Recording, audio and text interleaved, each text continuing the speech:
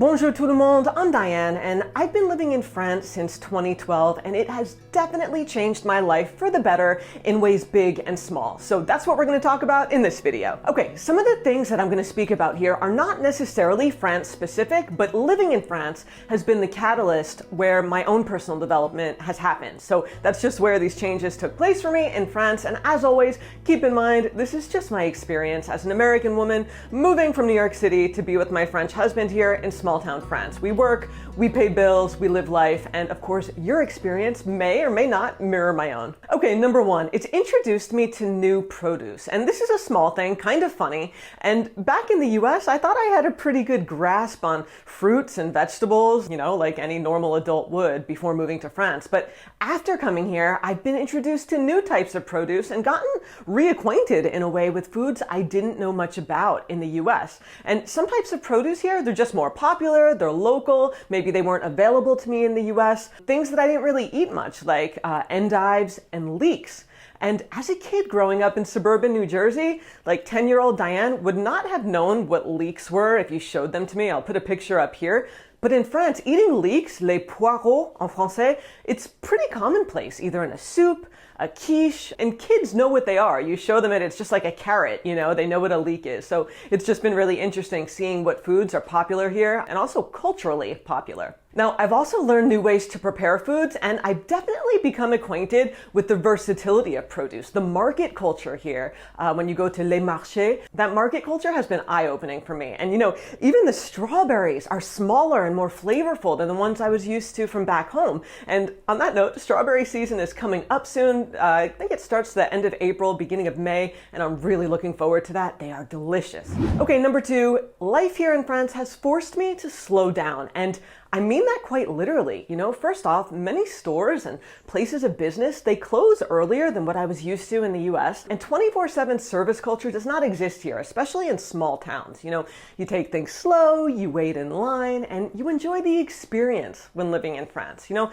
And that adjustment, it's not always easy, especially if you come from somewhere fast-paced like I did in New York. But, you know, when most businesses are closed on Sundays and stores' operating hours in France are different than what you're used to, we really have no choice but to adapt. And I did, and I do, and it's something I really do enjoy. Something else you'll see is a leisurely afternoon stroll in the park. That's the norm on Sundays. You'll see families doing this after lunch, and that's because you're not gonna go knock out your grocery shopping for the week in the afternoon or really be able to run errands aside from a few small things. Now, another aspect of slowing down has to do with my speech. I definitely don't speak as quickly in French as I do in English since it's my second language and I'm a little slower in French, but I found myself listening more and focusing more on others, you know, kind of because it's a good thing to do in general, but because I have to, right? And that's carried over to my English as well. Although on this channel, I do try to keep things moving and I speak at a quicker pace because that's natural for me. But I noticed I'm more patient with people around me. So it's carried over just to life in general, that slower pace that overall has affected me. And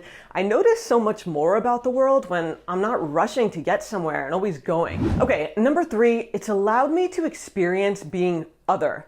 And I feel like this might be the most important item on my list. You know, as a white American woman living in America, I fit in. You know, people understood me. I felt that I belonged. But here in France, maybe I look like other people close enough, right? But the minute I open my mouth, they know I'm not from France. And if you look closely enough, people will see I do things differently than the French because I'm not French. I speak differently. Maybe I dress differently. My cultural habits are different. And that can definitely be a good thing, but it's something that will right away mark me as other, as someone living in France. It's not where I grew up.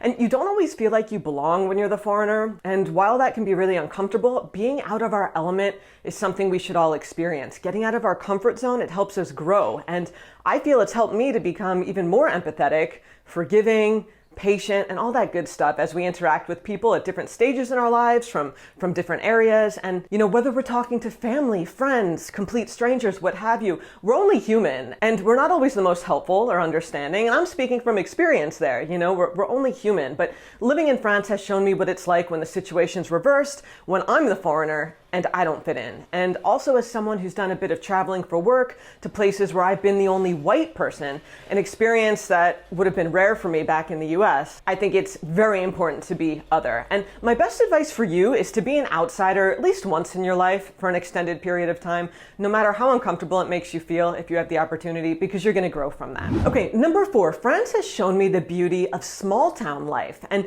going from New York City to a much smaller French town definitely was an adjustment, but it's one that I've welcomed. And maybe it's taken a few years to really adjust. And New York City will always be there for me. So yeah, it's been fun experiencing the French way of life in a much smaller city. And yeah, everything moves a bit more slowly. We have the market, we have the little shops, the people I see every day at the same time when I'm out running errands or walking the dog. And yeah, it's been good. And let me just pop in here real quick to thank New Year for sending me a few awesome goodies that I just want to show you real quick, including a backpack that I'll show you in a minute, and these fun LED dimmable sticks. It's actually a wand. Let me grab it here and I'm going to show you. I don't know if I'm going to blind you, and I use them behind me in videos a lot. They produce RGB light, bicolor light, and even do a flashy strobe thing for all your video and photo needs. You can adjust the hue and saturation, and they come with a handy remote too, and carrying case, so they can easily accompany you to wherever you're shooting. They're really fun for adding pops of color like I do. They come with a stand like this, so you can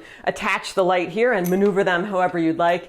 And they also sent me a waterproof camera bag, which is perfect for transporting all your camera equipment, including lenses and chargers and all of that good stuff. The inside walls are adjustable and made of memory foam, so you can configure this backpack however you'd like to get a nice snug fit so your stuff won't jostle around. And the backpack also has an anti-theft combination lock, so your belongings stay safe and secure, as well as a buckle on the outside here so we can attach our tripod and we'll look pro, right? You'll have everything you need in the backpack. But yeah, that's all on that. Thanks again to Newer, and check out the links to these products and others below, and back to the video. All right, number 5, it's allowed me to focus on relationships that truly matter, and in a way to find out which ones really do. And I feel if you never leave your home, you never really know who values your relationship and you enough to make an effort to keep in touch. You know, emails, text, phone calls, and visits, they're a two-way street. Truth be told, sometimes people only keep in touch when it's convenient for them, and relationships kind of dissolve, right? When you're not physically there.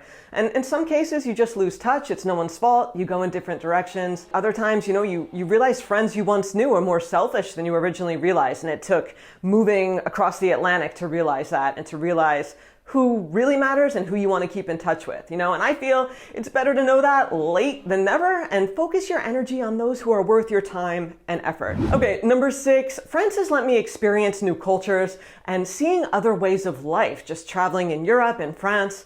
And this isn't to say that American culture and American landscapes are all homogenous, but I do feel that our 50 states in a lot of ways are more homogenous than the countries of Europe, or at least to me, as someone who's newish in France and didn't grow up in Europe. So yeah, living here has allowed me to travel a bit, and I'm grateful for that. I've traveled by boat and train in ways I couldn't have in the US, seeing things obviously that I couldn't have seen in the US. And I've seen how French people live and speak and just do life in different areas of France, and I'm always learning something new, and I love that. All right, number 7, it showed me that a work-life balance is possible. The French, they survive just fine without working 50-hour work weeks. I mean, maybe some people do, but 35 is the norm.